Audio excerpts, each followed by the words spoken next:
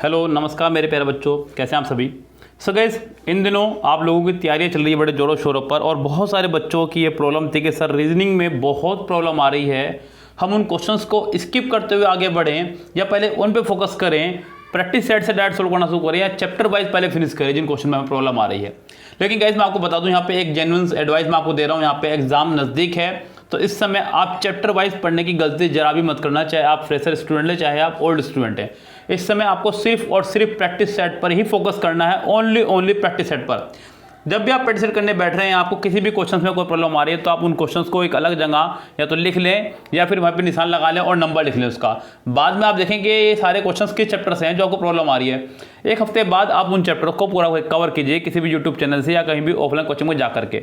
लेकिन इन दिनों अगर आप सोच रहे हैं कि पहले मैं वो चैप्टर फिनिश कर लूँ फिर मैं प्रैक्टिस सेट सोल्व करूँगा, तो ये बहुत बड़ी बेवकूफ़ी हो सकती है, क्योंकि रीजनिंग में आप लोग बहुत अच्छे मार्क्स गेन कर सकते हैं और बहुत ही कम समय में ये आपको अच्छे मार्क्स लगा देती है बच्चों।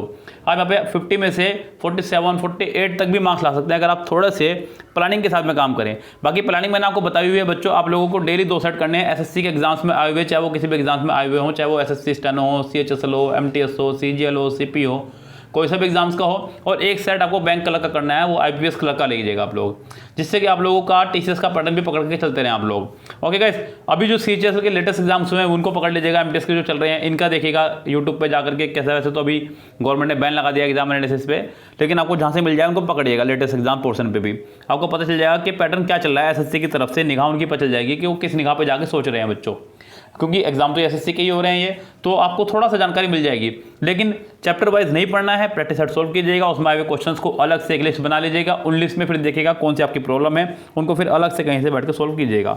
ओके गाइस, लेकिन ये काम आपको बहुत स्पीड से करना है, बिकॉज समय आप सिर्फ 1 महीना ही रह गया है बच्चों। ध्यान रखें आप लोग, विद इन 1 मंथ आपको ये सारा काम फिनिश करना होगा, तो लग जाइए पूरे जोरों शोरों पर, क्योंकि इस बार छोड़ना नहीं है बच्चों, एग्जाम को क्रैक करके छोड़ना है पूरा, तब जाके काम चलेगा बच्चों। चलिए फिलहाल हम लोग मिलते हैं आपसे आज इवनिंग में पूरी महामैराथन फिल इन द ब्लैंक्स के 200 क्वेश्चन के साथ में मिलता हूं बच्चों आपसे मैं शाम को। फटाफट से उसको पढ़ेंगे बच्चों आज हम लोग। अभी तो फिलहाल चलता हूं, लेता हूं आपसे विदा। Goodbye, have a nice day.